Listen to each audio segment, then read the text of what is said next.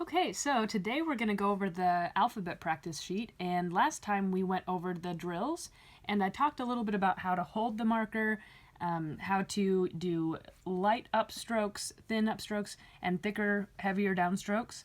And so we're going to use that same concept but apply it to actual letters, and let's see how this goes. So again, I'm using a Crayola Supertip marker, and I have the alphabet practice sheet here, so you can get that on my website, letteringforjesus.com, and I'm excited to get started with you guys.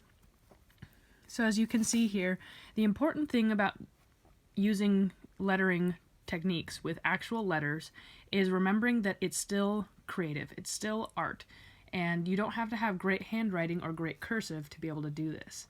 And the reason that I say that is sometimes you need to lift up the pen or marker in the middle of a letter, and that seems weird since it's kind of cursive-y, but it's important to be able to get the right look and feel of the letter. So I'll show you what that might look like. So here with the A, you do a little bit thicker downstroke and then thin upstroke and then thicker downstroke. So every time I go down, I'm pressing harder, and every time I do the upstrokes, I'm pressing lighter. And this is just a really thin, I'm barely pressing for this one. So then again, I barely press it all, and then I press pretty hard, and then I barely press it all, and press pretty hard, and barely press it all. So notice how right after here, I picked up the marker, and then I pressed it back down again, and that's in order to get the best look, because if I were to have kept it going, which I can do, it's just a little bit harder to maintain that technique, basically. All right, so the B, light, press pretty hard, let go, and then light up, thick, light, thick, light. So you just go through, and with these markers, the tip will start to bend one way or the other, and sometimes I like to turn it so that I don't make it bend too much consistently. So you just hold it and press down, and this one you can keep holding and just adjusting as you go. So the important thing is the transition points are going to be really tough, and that's why we did the drill sheet, so that you can get used to doing those thick, thin in different ways.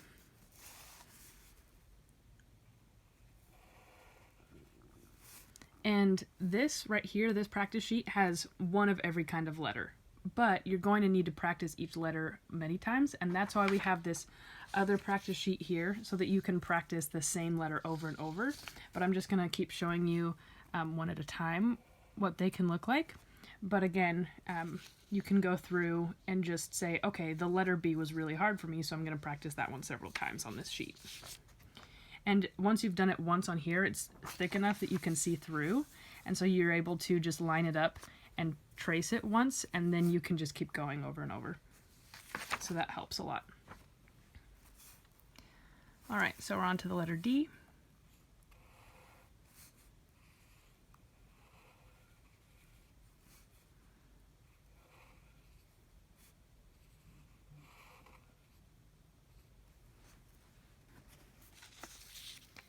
And this, I may be making it look easier than it is. It does take a lot of practice, so don't be discouraged if yours doesn't look exactly like this when you try.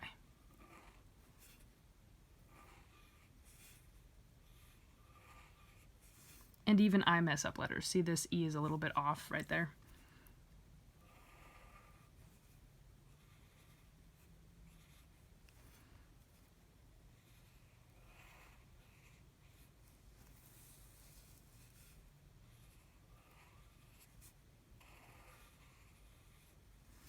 So as I'm going through this, I would love it if you would ask specific questions in the comments about how to get certain letters to look right.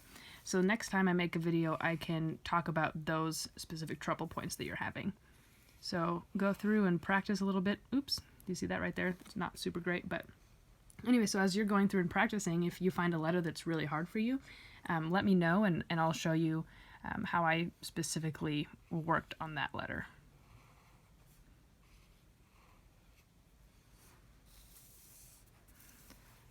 The next thing that you'll need to do after you get these letters down is connecting them, and so I'll have to create another video about that, because that is, oh, I went backwards. That's a really tough part.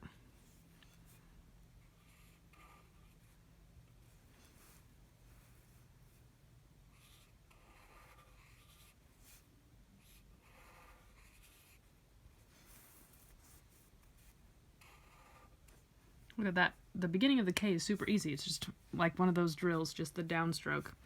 It's the flourishing parts that make it a little bit harder. This similar shape comes up in a lot of letters. So as you can see here, it's on the K, it's on the H, on the D, the lowercase l. So getting good at this part is going to be really helpful.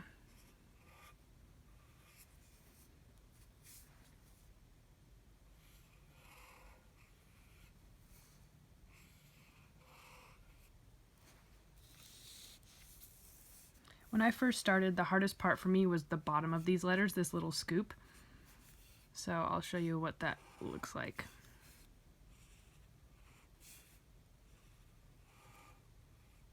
It's right about here that I start to let up on the pressure. So I'll tell you when I do. So this is more pressure, less, more, less, more, less.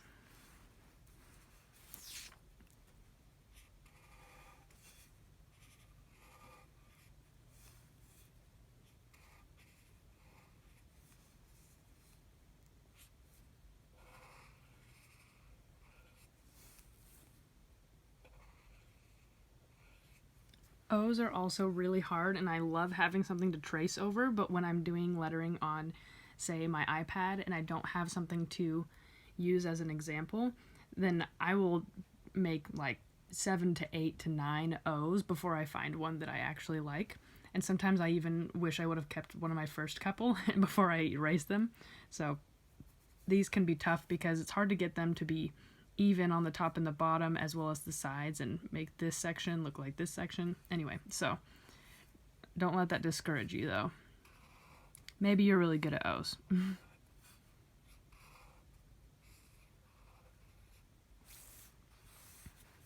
So as you can tell, most of the time I have the marker resting on my middle finger right here, but maybe for you, you like it on the ring finger. It just depends on how you write and what feels like you have the most control.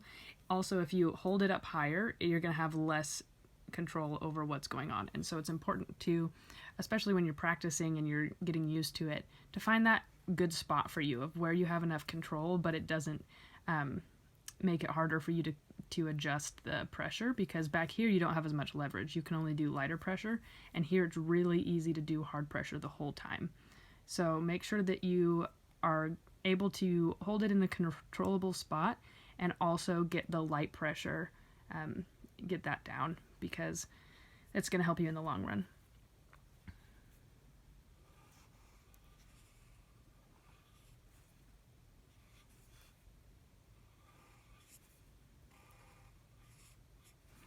As you may have noticed, on some of these right here, technically this is a downstroke right in the middle, but I haven't made it thicker. You totally can make that thicker there, it's just a stylistic choice at that point.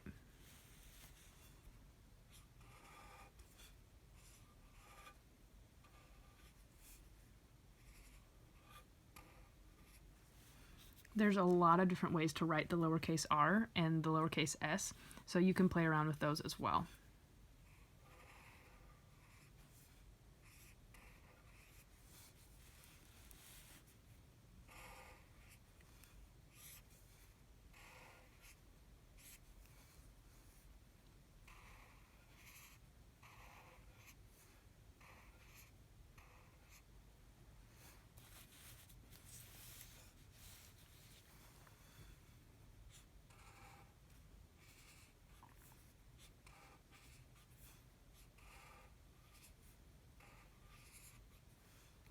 This line's a little wobbly, so sometimes I would go back and fix it a little bit, but then it might make it look worse.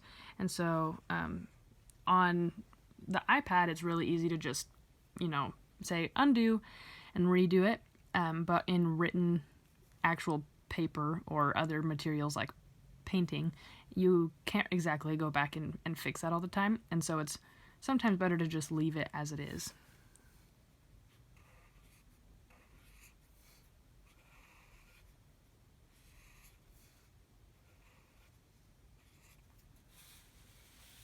X's are really hard for me.